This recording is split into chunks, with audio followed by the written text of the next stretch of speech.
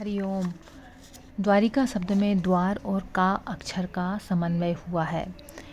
द्वारिका को मुक्ति धाम या मोक्षपुरी भी कहा जाता है। पौराणिक श्लोक में कहा है, मुक्ति पाने की जो धाम है उसमें द्वारिका नगरी भी एक है। अयोध्या, मथुरा, माया, काशी, कांची, अवंतिका, पुरी, द्वारवती चैव सप्तधा मोक्षदायिका। अयोध्या, मथुरा, काशी, कांचीपुरम, अवंतिका यानी उज्जैन, पुरी यानी जगन्नाथपुरी, द्वारावती यानी द्वारिका, ये 7 मोक्ष देने वाली नगरी है। पौराणिक वार्ता अनुसार द्वारिका यानी द्वारावती को मुक्तिधाम मानकर हजारों वर्षों पूर्व ब्रह्मा जी के मानस पुत्रों सनकादिक ऋषियों ने मोक्ष प्राप्ति हेतु इस भूमि पर मोक्षदाता भगवान विष्णु जी की आराधना की थी।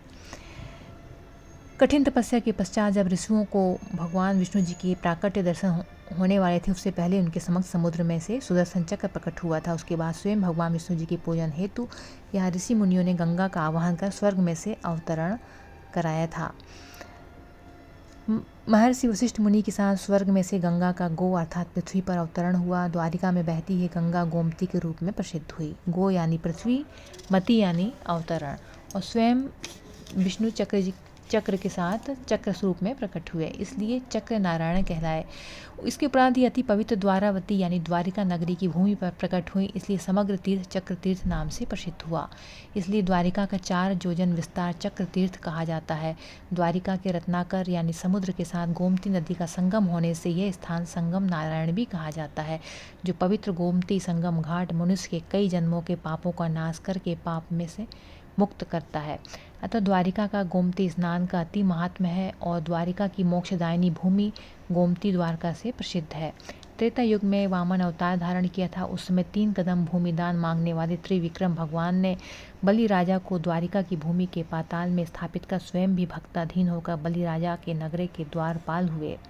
तत्पश्चात द्वापर युग के अंतिम समय में जब श्री कृष्ण जी का द्वारिका में आगमन हुआ, तब भगवान के दर्शन हेतु गोमती स्नान के महत्व को लेकर दुर्वासा ऋषि वहां पधारे, किंतु उसमें कुशादि दैत्यों ने ऋषि को भगवत दर्शन करने में और पवित्र स्नान करने में अड़चने पैदा कर दी। इसलिए दुर्वासा मुनि सीधे ही पाताल लोक में गए। वहां जाकर भगवान विष्णु को अपनी आपत्ति का वृत्तांत कहा। भगवान तो भक्ताधीन, अतः बलिराम की सम्मति लेकर भगवान द्वारका आए। द्वारिका में आकर वहां रहने वाले दैत्यों का नाश किया और दुर्वासा ऋषि को स्नान और दर्शन दिए। इस प्रकार भगवान भक्तों के लिए तुरंत ही द्वारका पधारे। ताल में से त्रिविक्रम का यहाँ आगमन हुआ, तब द्वारिका का एक दूसरा नाम त्रिविक्रम क्षेत्र से भी प्रसिद्ध हुआ। गोमती द्वारिका की विशेष पवित्र भूमि का एक अन्य कारण यह है कि यहाँ मरीचि, अत्रि, अंगिरा, पुलहकृत 5 महर्षियों ने यहाँ आकर 5 क्षेत्र तीर्थ सहित यहाँ निवास किया। जो स्थान पंचनद नाम से प्रसिद्ध है। द्वारिका सिद्ध तीर्थ बनने के एक कारण यह भी है, यहाँ सनकादि मुनि द्वारा पूजित सिंधेश्वर महादेव और श्री कृष्ण जी के कार्य सिद्ध करने वाली देवी भद्रकाली का शक्तिपीठ स्थान यहाँ की पौराणिक प्राचीनता है। प्राचीन भारत के राजवी वंशज ययाति राजा की यह भूमि है और उसने अपने ज्येष्ठ पुत्र यदु को भारत के पश्चिम समुद्र तट की भूमि अर्थात गिरनार से लेकर सौराष्ट्र तक की 100 योजन मरुभूमि राज्य के हिस्से में दी थी।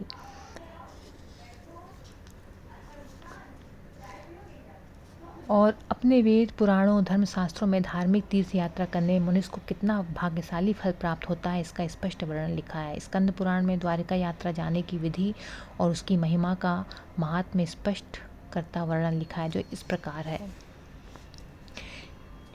एक बार देवर्षि नारद जी ने महर्षियों को इस प्रकार कहा कि जो लोग द्वारिका की यात्रा पर जाने के लिए मात्र विचार ही करते हैं, वो महाभाग्यशाली है।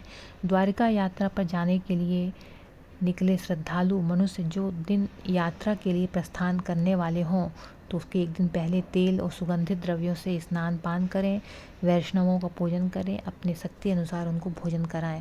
तत्पश्चात भगवान विष्णु जी की आज्ञा लेकर भोजन कराएं। बाद में प्रसन्नतापूर्वक द्वारिका तथा श्री कृष्ण जी का स्मरण करते हुए रात्रि को पृथ्वी पर शयन करें। प्रातः जल्दी उठकर स्नान आदि से पवित्र होकर जगदीश्वर की पूजा परिक्रमा नमस्कार करें।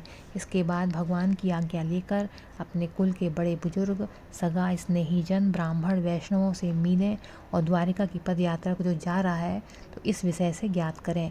पद यात्रा में जाने वाले सारे यात्रियों का पूजन करें, चंदन चावल अर्पण करके उत्सव मनाएं। यात्रा का आरंभ बाजिंत्र बजाकर स्तुति पाठ जय घोष करते हुए द्वारिका तरफ प्रसन्नतापूर्वक यात्रा करें।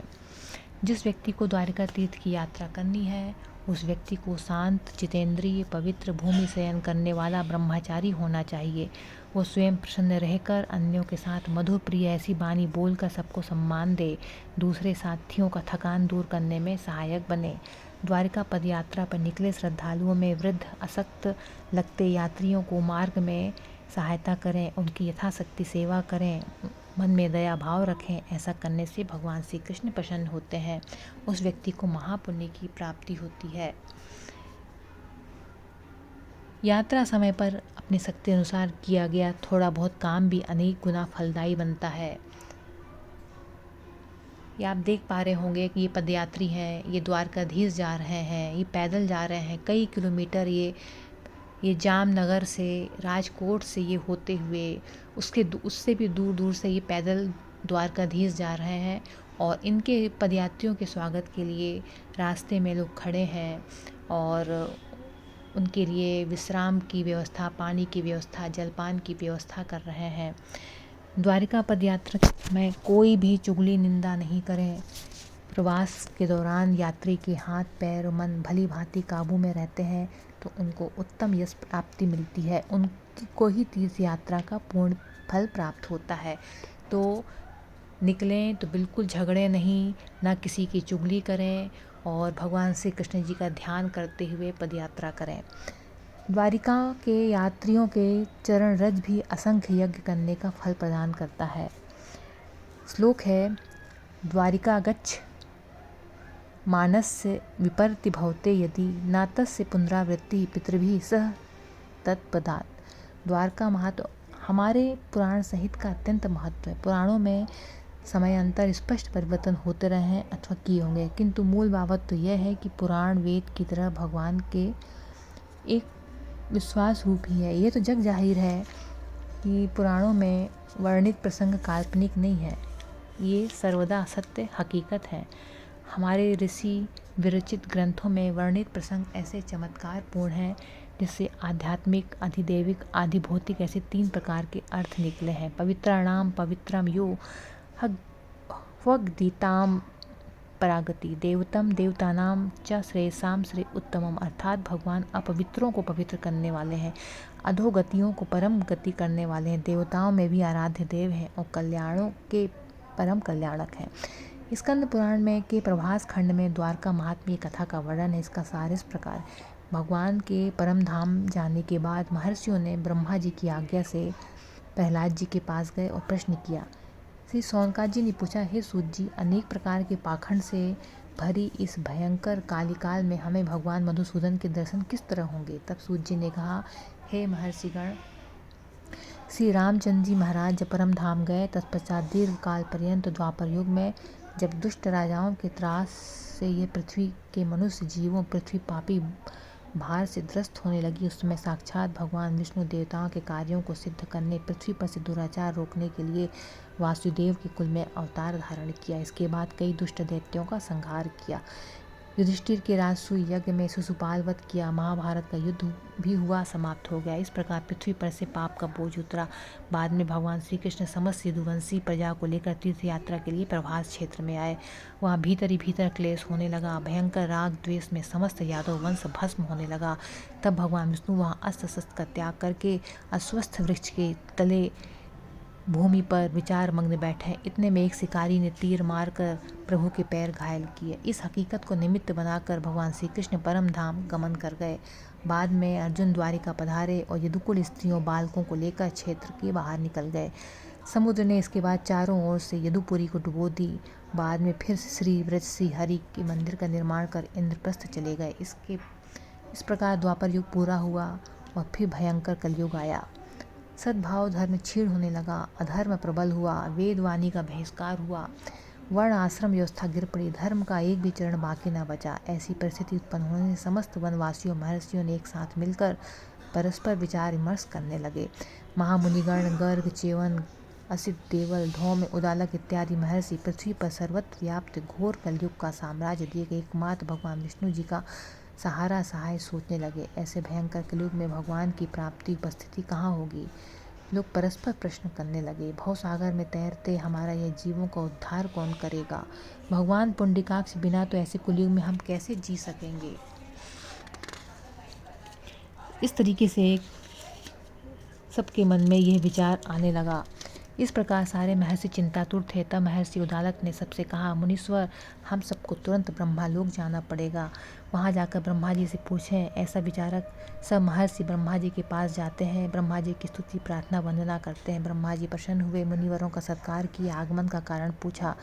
भगवान विष्णु जी ने तत्काल स्थिति स्थान के बाबत परीक्षा कर मुक्ति हेतु जानकारी प्राप्त की। ब्रह्मा जी ने उस वक्त कहा, तुम सब पाताल लोक में जाओ और प्रहलाद जी को इस विषय में पूछो। उनको कलयुग में भगवान के निवास स्थान संबंधित आवश्यक जानकारी है, वे आपको कहेंगे। ब्रह्मा जी की बात सुनकर सारे तपस्वी महात्मा को प्रणाम करके प्रहलाद जी की प्रशंसा करते वहां से चल पड़े। दैत्यराज नगर में आए। सबके आगमन पर राजा बलि प्रहलाद जी ने सबका स्वागत किया। इस प्रकार प्रहलाद का सत्कार प्राप्त कर महर्षि बोले, हे भगवान को अति प्रिय प्रहलाद जी, आप हमारे रक्षक बनो। पृथ्वी चल रहे भयंकर कलयुग में सबका उद्धार करने वाले तारणहार भगवान विष्णु जी के बारे में हमको माहितगार करो। इस प्रकार सर्व मुनीश्वरों के पुष्प दैत्यराज प्रहलाद जी ने देवताओं सहित ब्रह्मा जी को तथा परमात्मा को नमस्कार कर उत्तर देना प्रारंभ किया। प्रहलाद जी बोले, आप सब पूजनीय महापुरुषों की आज्ञा से भगवान विष्णु जी के प्रसाद से लेकर मैं भगवान के स्थान के विषय में आप सबको परिचित कराता हूँ। पश्चिम समुद्र तट पर जो कुशा स्थित नगरी है, इसका निर्माण पूर्व राजा कुशक के द्वारा हुआ था। निरंतर गोमती नदी बह रही है। जी हाँ, जब उस नदी का समुद्र के साथ संगम है, ऐसी भूमि द्वारावती है। द्वारावती नगरी को द्वारिका और आनर्ता भी कहा जाता है। एवं 16 श्रृंगार से सज्ज 12 मूर्तियों से स्थापित विश्वात्मा भगवान विष्णु जी का निवास है, वही परम धाम है। वहीं परमपद प्राप्ति के स्थान है। उस द्वारकापुरी को धन्य है जहाँ शंख चक्र गदा पद्म धारण किए चतुर्भुज श्री कृष्ण विराजमान है। इस घोर कलयुग में आपको भगवान श्री कृष्ण द्वारका के सिवा कोई आप अन्य स्थान पर नहीं मिल सकते। ऋषिगण बोले, हे प्रहलाद जी, आपको धन्य है कि हम सबको आपने उत्तम मार्ग बताया। आप हमको द्वारकापुरी के विषय का फल, द्वारका तीर्थ और देवगण के विषय में ज्ञान दीजिए। प्रहलाद जी बोले, जब मनुष्य द्वारका जाने का मात्र विचार ही करता है तो उस समय से ही उसके पितर अपनी मुक्ति पाने हेतु आनंदित हो जाते हैं। मनुष्य भगवान के तीर्थ स्थल जाने के लिए जितने कदम चलते हैं, उस हर कदम पर अश्वमेध यज्ञ का फल प्राप्त होता है। जो मनुष्य कृष्णपुरी की यात्रा के लिए अन्य को प्रेरणा देते हैं या तैयार करते हैं, वो निसंदेह विष्णु लोक में जाते हैं। इसलिए मनुष्य को भगवान श्री कृष्ण द्वारका की रक्षा करने वालों को महर्षि ध्रुवा आदर सहित प्रमाण करने की इच्छा द्वारकापुरी पधारे थे।